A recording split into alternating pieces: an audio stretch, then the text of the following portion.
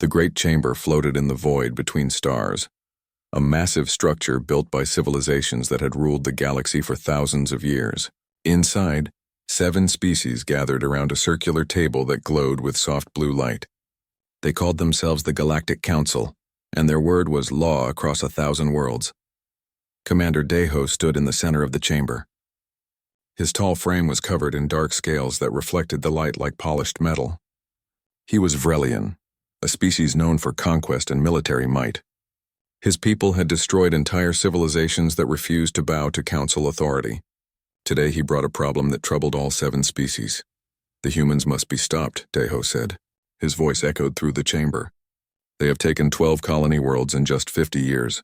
They refuse to pay tribute. They ignore our laws. They build weapons that violate every treaty we have written.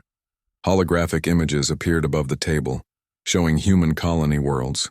Massive fortifications surrounded each settlement. Weapon platforms orbited the planets. Ships patrolled the space around them with military precision. These were not the peaceful colonies that other young species built. These were fortresses. They are dangerous, added Sora, a Nethrian elder whose pale skin seemed to shimmer with inner light. Her species possessed psychic abilities that could crush minds from a distance. We have tried to read their intentions, but their minds are protected by technology we do not understand. They are hiding something. A Korthian representative slammed his massive fist on the table. His species was known for incredible strength and the ability to heal from almost any wound. Let them hide. Let them build their walls. We have faced stronger enemies and crushed them all. The humans are nothing. But Elder Wu Jin, the human representative to the council, stood slowly. He was an old man with gray hair and tired eyes. He had served as Earth's ambassador for 20 years, watching the relationship between humanity and the galaxy slowly fall apart. You do not understand what you are dealing with, he said quietly. My people have survived ice ages, plagues, world wars, and near extinction. We did not reach the stars by being weak. Deho laughed, a harsh sound that made Wu Jin flinch. You reached the stars by stealing our technology. We found your first colony ship. It was built with reverse-engineered Vrelian engines. You are thieves and parasites. Wu Jin's face remained calm, but his hands gripped the edge of the table. We learned from you. That is what humans do. We adapt, we overcome. If you attack us, you will regret it. The council chamber fell silent. It was rare for a representative to threaten the council so openly. Several members whispered among themselves. Some looked angry.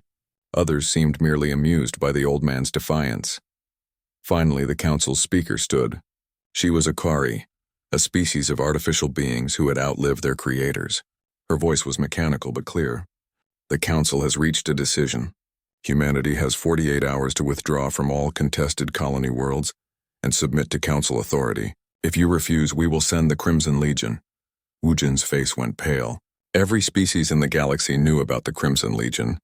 They were the Council's ultimate weapon, an elite force that had never lost a battle in 10,000 years. The Legion was composed of the deadliest warriors from every species. Vrelian shock troopers in powered armor that could tear through starship hulls. Nethrian psychic assassins who killed with thoughts alone. Korthian berserkers who could regenerate from wounds that would kill any other creature. You are making a mistake, Wu Jin said. Give us more time. Let us negotiate. Time for talk has ended, Deho replied. The Legion will teach your species humility. Perhaps after they have destroyed a few colonies, the rest of humanity will learn to obey. The council dismissed Wu Jin without another word. He walked slowly from the chamber, knowing that he had failed. As soon as he reached his ship, he opened a secure channel to Earth. The face that appeared on his screen belonged to Admiral Hyajin, commander of Earth's military forces. She was younger than Wu Jin, with sharp eyes and short black hair. She wore a simple uniform, but her presence commanded respect. They refused, Wu Jin said, not making it a question. Yes, he replied. They are sending the Crimson Legion. Hyjin, we need to evacuate the colonies. These warriors have destroyed civilizations. Our people do not stand a chance, but Hyjin did not look afraid. Instead, she smiled, a cold expression that made Wu Jin uncomfortable. Ambassador, we have been preparing for this day since humans first met alien life. Every colony is ready. Every soldier knows their duty. The council thinks they understand humanity because they have watched us for 50 years. They do not realize that we have been watching them too. She pulled up files on her screen, thousands of documents marked with the highest security clearance. We have studied every species in the Council. We know how Vrelian armor works and where its weak points are. We know that Nethrian psychic abilities can be blocked with the right neural implants. We know that Korthian regeneration has limits. We have prepared weapons specifically designed to kill the Crimson Legion. Wu Jin stared at the screen in shock.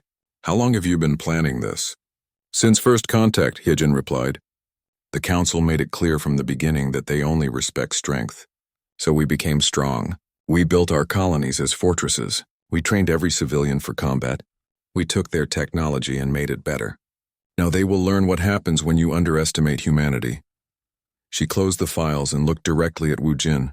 Go back to the Council. Tell them that Earth rejects their ultimatum.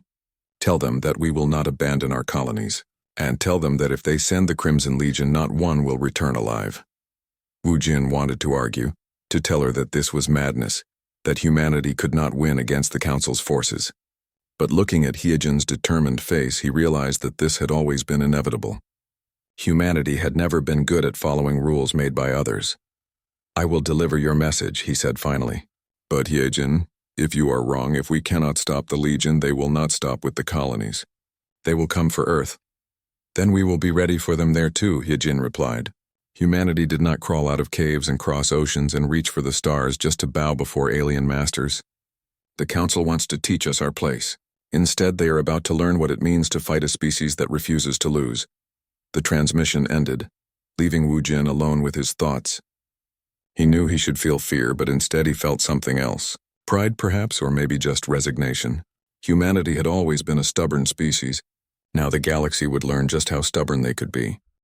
The Crimson Legion arrived at New Jeju exactly 48 hours after the ultimatum expired. 5 massive transport ships dropped out of faster-than-light travel at the edge of the system, their hulls marked with symbols representing 10,000 years of victory.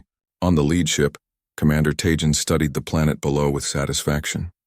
New Jeju was a mining colony, home to 50,000 humans who had spent 20 years digging valuable minerals from the planet's crust. The colony had one small city, 3 mining complexes, and a handful of defense satellites that looked primitive compared to Vrelian technology. Taejin had conquered 47 worlds in his career. This would be 48 and it would be easy. Send the standard demand for surrender, Taejin ordered. Give them 1 hour to respond. His communications officer sent the message and waited. 1 hour passed, then 2. No response came from the planet. The humans were either too afraid to answer or too stupid to understand their situation. Either way, Taejin was done waiting. Launch all dropships, he commanded. We will take the main city first. Once the capital falls, the rest of the colony will surrender.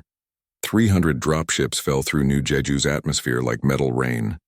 Inside each ship, warriors from 3 species prepared for battle. Vrelian soldiers checked their powered armor, massive exoskeletons that enhanced their strength 50 times over. Nethrian assassins meditated, focusing their psychic powers. Korthian berserkers sharpened their claws and growled with anticipation. The dropships approached the city, expecting to see crowds of humans running in panic. Instead, the streets were empty. Every building stood silent. No lights, no movement, no signs of life. It was as if the entire city had simply vanished. Where are they? Taejin demanded. Scan for life signs. Nothing on the surface, Commander, his sensor operator reported. Wait, I am detecting massive underground structures. The entire population appears to have moved into bunkers beneath the city. Taejin frowned. Underground bunkers made sense for a mining colony, but something felt wrong. Why would the humans hide instead of evacuating completely? Before he could consider this further, his dropship's warning system screamed. The empty city came alive. Buildings that appeared abandoned opened up, revealing weapon platforms that had been hidden inside. The ground itself erupted with automated defense turrets. Missiles, lasers, and railgun rounds filled the air, targeting the descending dropships with frightening accuracy. Taejin's pilot threw their ship into evasive maneuvers, but 12 other dropships were not as lucky. They exploded in mid-air or crashed into buildings, killing everyone aboard. The remaining ships scattered, trying to find safe landing zones while defensive fire chased them across the sky. They were waiting for us, Taejin's second-in-command said, stating the obvious. Land outside the city, Taejin ordered. We will assault on foot. The dropships touched down 3 kilometers from the city limits. Taejin led his troops forward personally. his armor's shields crackling with protective energy. Around him marched 200 of the Legion's finest warriors. Nothing could stand against such a force. The humans would learn this soon enough. They reached the city's edge and began moving through the empty streets. The automated defenses had gone silent, conserving ammunition. Tajin's sensors detected movement underground, tracking the humans in their bunkers. Good. Let them hide. His troops would dig them out. Then the first ambush hit.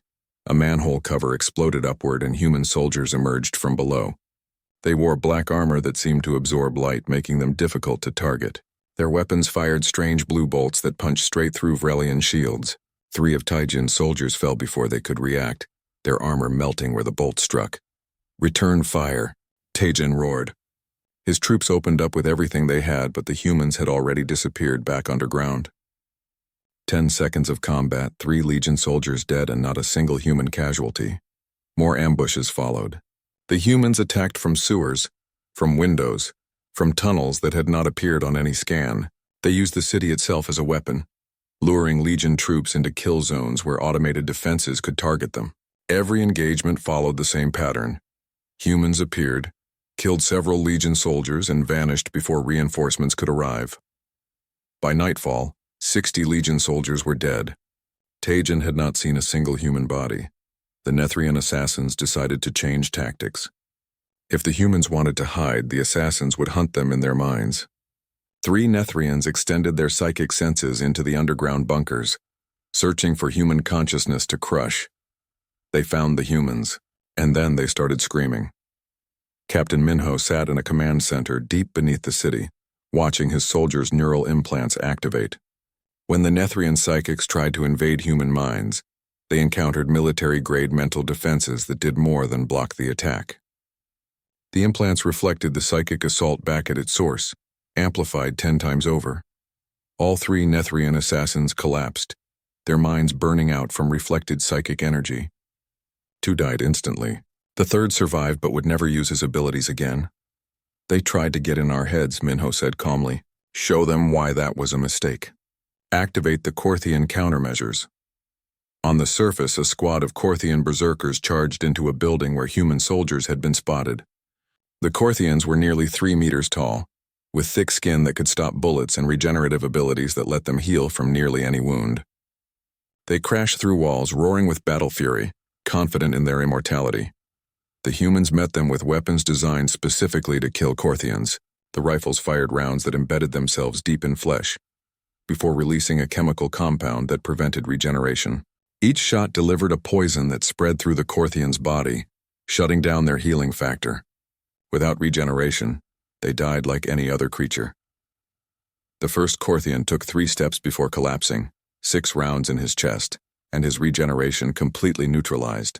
The others fell back, suddenly afraid, their legendary invulnerability revealed as a weakness that humans had studied and defeated. Tajin watched his forces fall apart and felt something he had not experienced in decades: fear. These humans fought like they had prepared for this exact battle. Every weapon, every tactic, every strategy was designed to counter the Crimson Legion's strengths. The ambushes were too perfect. The countermeasures too specific. This was not lucky resistance. This was systematic destruction. He retreated to his dropship and opened a secure channel to the Council. His face appeared before Commander Deho, covered in dust and blood. "Report," Deho demanded. "We have lost 1/3 of our forces," Tajin said, struggling to keep his voice steady. "The humans knew we were coming. They prepared for us. Their weapons are designed to kill us specifically. Sir, these are not the primitive humans we studied. They have been watching us, learning from us, preparing to fight us. We need reinforcements." Deho's scaled face showed no emotion. "Reinforcements will arrive in 3 days. Until then, hold your position and do not let them push you off that planet." The channel closed. Tajin looked out at the dark city where invisible enemies waited. For the first time in his military career, he wondered if he would survive the next 3 days. The Crimson Legion had never lost a battle in 10,000 years. That record was about to end. 3 days later, reinforcements arrived at New Jeju.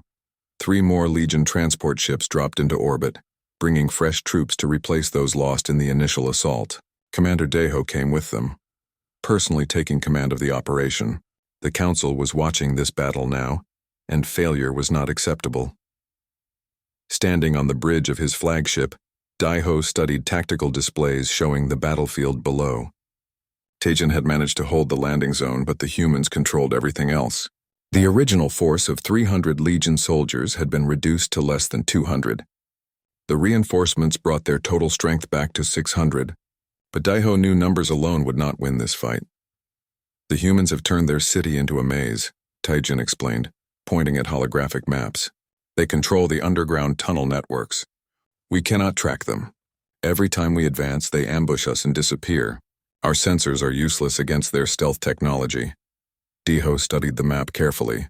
He had fought many campaigns, conquered many worlds, but he had never faced an enemy quite like this. Most species fought with honor, meeting their enemies in open battle. The humans had no honor. They struck from shadows and fled before retaliation could come. It was cowardly and frustrating and terrifyingly effective. Then we will force them to fight, Daiho decided. Bring the Stellar Devastator into position. Taejin's eyes widened. The Stellar Devastator was the Council's ultimate weapon, a device that could crack a planet's crust and make entire continents uninhabitable. It had been used only twice in galactic history, both times to destroy species that refused to surrender. Sir, there are 50,000 humans on this planet, Taejin said carefully. The Council authorized military action, but genocide? The Council authorized whatever force is necessary, Daiho replied coldly. I will give the humans one final chance to surrender. If they refuse, I will destroy this colony and everyone in it. That will send a message to the other human worlds. Deep underground, Captain Minho received word of the Stellar Devastator's deployment. He sat in the command center surrounded by his officers, all of them looking at him with questions in their eyes. They had known this moment might come, but knowing and experiencing were different things. Lieutenant Yunji spoke first. She was young, barely 25, but she had fought in every engagement since the Legion arrived. They are going to kill everyone. We need to evacuate. There is no time for evacuation, Minho replied. The Devastator can fire within hours. Even if we could get everyone to the ships, the Legion would shoot us down before we reached orbit.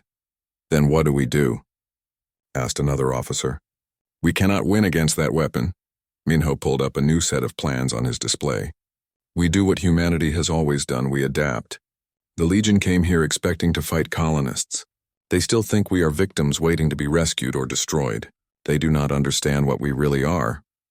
He expanded the map, showing the full extent of New Jeju's underground network. The tunnels were not just defensive positions. They were part of something much larger. A plan that had been prepared years before the Legion ever arrived. The entire colony is a trap, Minho explained. We let them land. We let them think they were hunting us. Now we show them the truth. They are not hunters. They are prey, and they walked right into our killing ground. Lieutenant Yunji smiled grimly. When do we spring the trap? Now, Minho said. Open a channel. All frequencies. I want the entire galaxy to hear this. Yunji opened the communication channel. Minho's face appeared on every screen across the sector, broadcast to every ship, every station, every world within 100 light years. When he spoke, his voice was calm and clear. Commander Daiho, you came to our world with your Crimson Legion. You killed our people. You threatened to destroy our colony. You believe you are teaching us a lesson about power and respect. Let me teach you a lesson about humanity. On his flagship, Daiho listened with growing anger. How dare this human address him so casually as if they were equals? Minho continued. We are the species that turned wolves into dogs. We split the atom and walked on our moon before we had computers. We looked at the stars and decided they belonged to us. You think you are hunters because you have conquered weak species who could not fight back. You have never faced an enemy like us. Daiho opened a response channel. Empty words. You are about to die. No, Minho replied.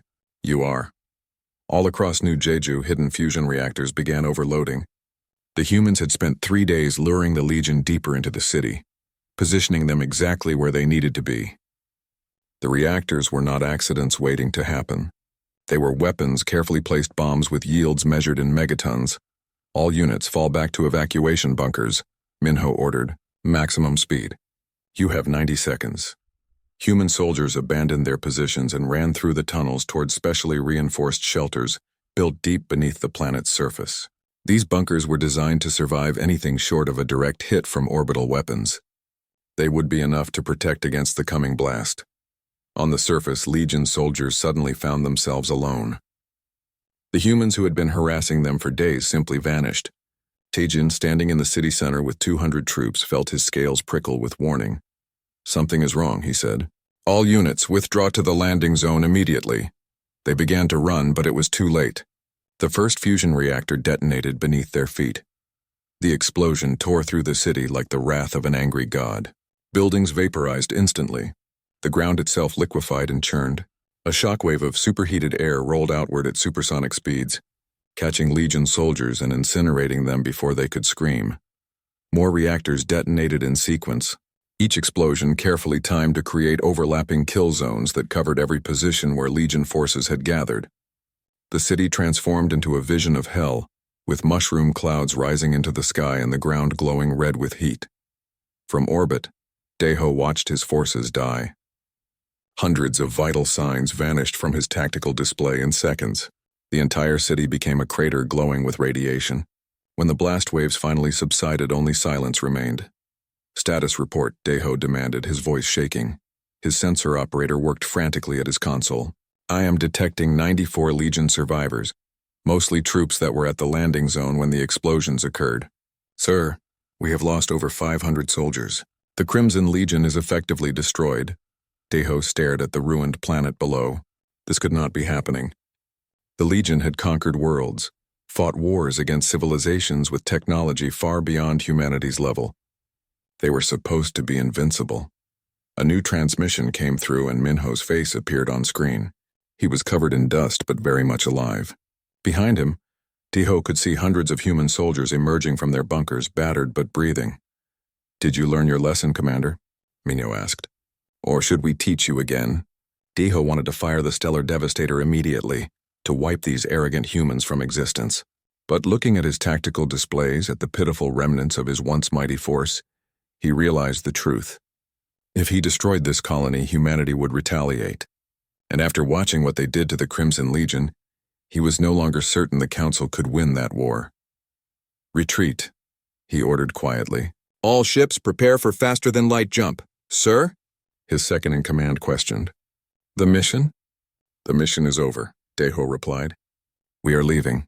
The Legion survivors scrambled aboard the remaining dropships and fled to orbit. The transport ships jumped to faster-than-light travel as quickly as their engines could activate. Desperate to escape before the humans found another way to hurt them, Minho watched them go and allowed himself a small smile. The galaxy had sent its best warriors to crush humanity. Instead, humanity had sent them running. But this was only the beginning. The Council would not accept this defeat. They would come again with more ships, more soldiers, more weapons, and humanity would be ready for them. News of the Crimson Legion's defeat spread across the galaxy like wildfire. For 10,000 years, the Legion had been considered invincible, the ultimate enforcement tool of the Galactic Council. Now in just 3 days, a human colony had destroyed them. Species that had bowed to Council authority for millennia began to whisper among themselves. If humanity could defeat the Legion, what did that mean for the Council's power? The Council convened an emergency session. The 7 elder species sat in their great chamber, but the usual calm confidence was gone. Several members argued loudly while others sat in shocked silence. Elder Sora, the Nethrian representative, finally raised her hand for quiet. "We must consider negotiation," she said. "The humans have proven they can defend themselves. Perhaps we were too hasty in our judgment." Commander Daeho slammed his fist on the table. His scales were darker than usual, a sign of shame among his people. Negotiation? They destroyed the Crimson Legion. If we negotiate now, every species in the galaxy will see it as weakness. Our authority will collapse. "Your pride destroyed the Legion," Sora replied sharply. "You underestimated the humans, and hundreds of our finest warriors paid the price. How many more must die before you admit your mistake?" The argument continued for hours. Some council members wanted revenge. Others wanted to cut their losses and leave humanity alone. In the end, the Hawks won. The council voted to authorize deployment of the Void Fleet, a massive armada of dreadnoughts that had not been assembled in 3,000 years. If the Crimson Legion represented the council's elite soldiers, the Void Fleet represented overwhelming firepower. 300 warships, each capable of destroying a planet's surface, Surely even humanity could not stand against such force. On Earth, Admiral Hiejin received intelligence reports about the Void Fleet's mobilization. She stood in the command center of humanity's orbital defense station, looking down at her homeworld. The planet that had given birth to billions of humans, that had survived countless disasters and wars, now faced its greatest threat. Her staff gathered around her, waiting for orders. Lieutenant Quan spoke first, his young face worried. "Admiral, the Void Fleet is 3 times larger than anything we have ever faced. Even with our preparations, the odds are not in our favor." Hiejin studied the tactical projections floating in the air before her. 300 dreadnoughts, enough firepower to sterilize a dozen worlds. The Council was not playing games anymore. This was total war. "Send a message to all colonies," Hiejin ordered. "Begin implementation of Protocol Omega. Every ship returns to the solar system. Every defense platform activates. Every weapon we have built is deployed. The Council wants to bring the war to Earth. We will show them what happens when they threaten our home." Protocol Omega was humanity's final contingency plan, designed for exactly this scenario. For 50 years, since first contact with alien life, humanity had been building weapons in secret. Every asteroid in the solar system had been surveyed, and many had been turned into hidden weapon platforms. Millions of autonomous mines drifted in pre-calculated orbits waiting to be activated. The entire solar system was a fortress, and Earth was the keep at its center. But Hiejin knew defense alone would not be enough. The Void Fleet would arrive in 30 days. If humanity just waited for them, the battle would be fought on the Council's terms. She needed to change the equation, to show the galaxy that humans would not just defend but would strike back. "Colonel Borum," she said, turning to her Special Operations Commander, "I have a mission for you."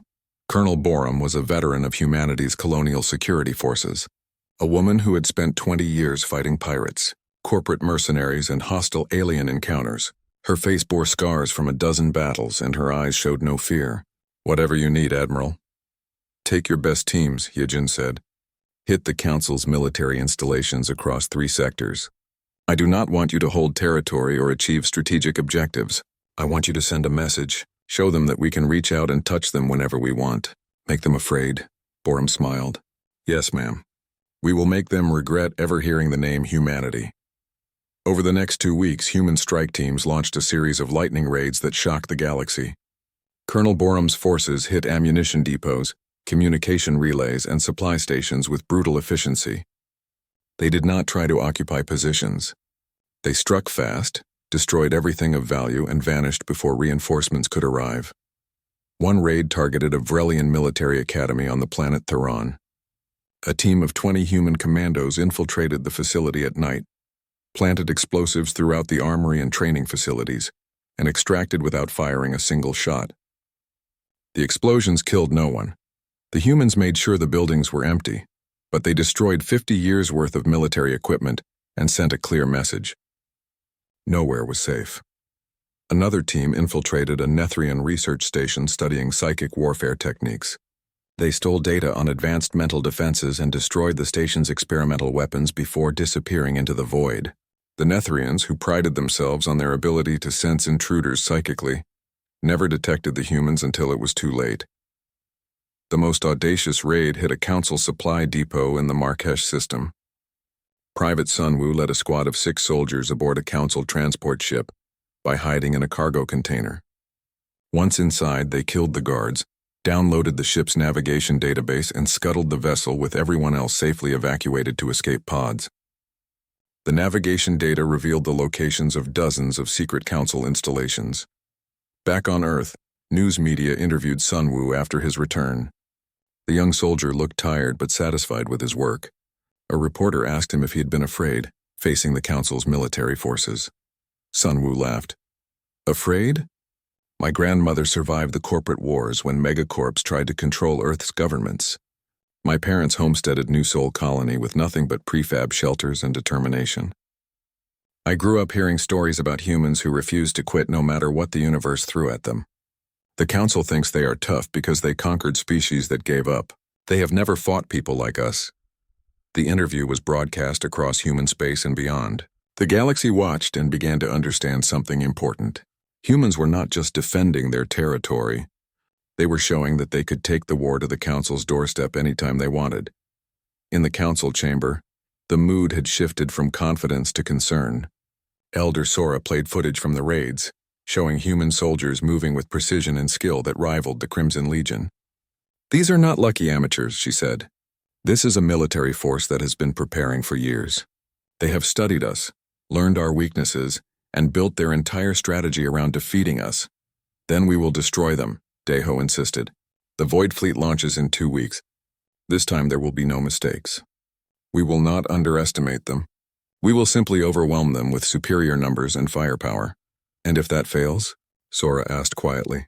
"What then? Do we deploy even larger fleets? Do we commit genocide against an entire species? At what point do we admit that maybe, just maybe, we chose the wrong enemy?" The chamber fell silent. No one wanted to answer that question, because the answer frightened them.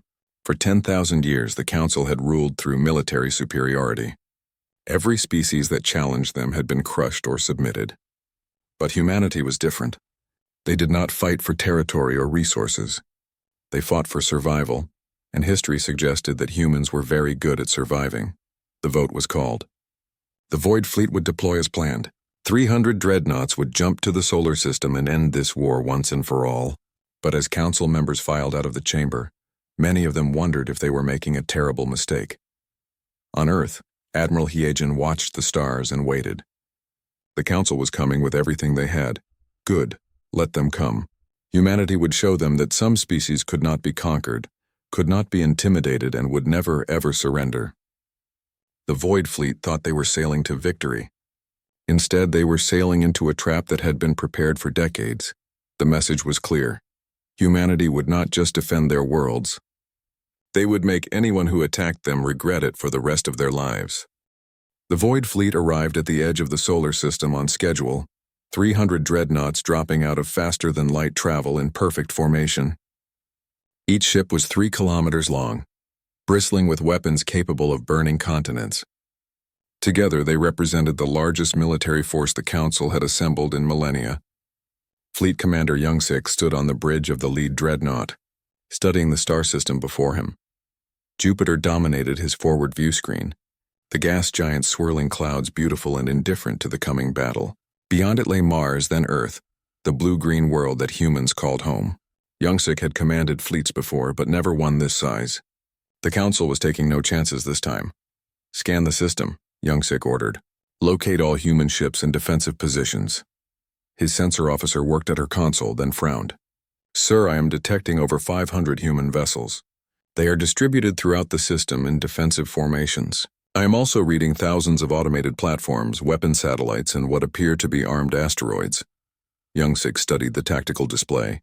The humans had turned their entire star system into a weapons platform. It was impressive, but ultimately futile. No amount of preparation could stand against 300 dreadnoughts. "Send the final ultimatum," Youngsik commanded.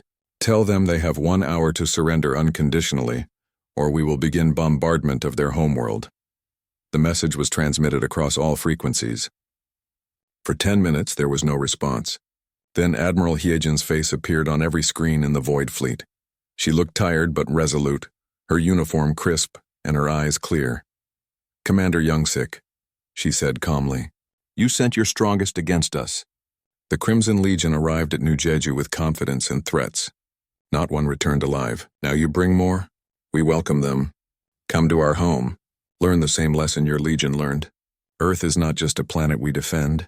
Earth is where humanity was born, where we learned to fight and survive and win. If you want our world, come and take it." The transmission ended. Youngsik felt a chill despite himself. These humans showed no fear, no hesitation.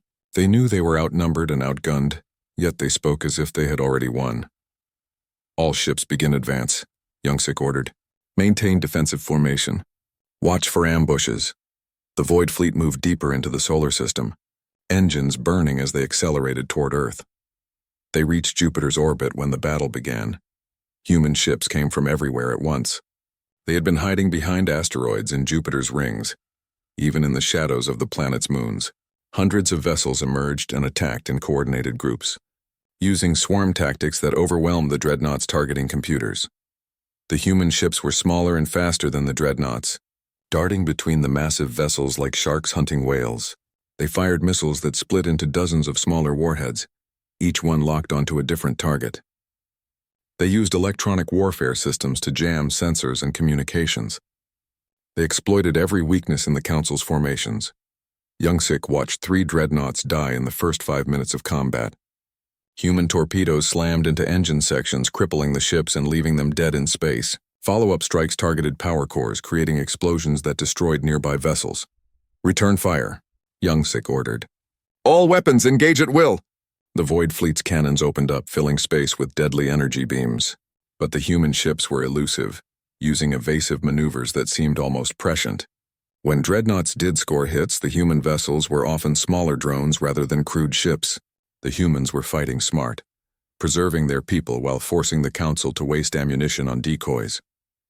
Captain Minji commanded the human carrier, Indomitable, coordinating fighter wings from her ship's bridge. Her vessel had taken heavy damage, with fires burning in 3 decks and shields failing, but she kept fighting, launching wave after wave of fighters to harass the enemy fleet. "Ma'am, we have lost structural integrity in sections 4 through 7, her damage control officer reported. "Recommend we withdraw."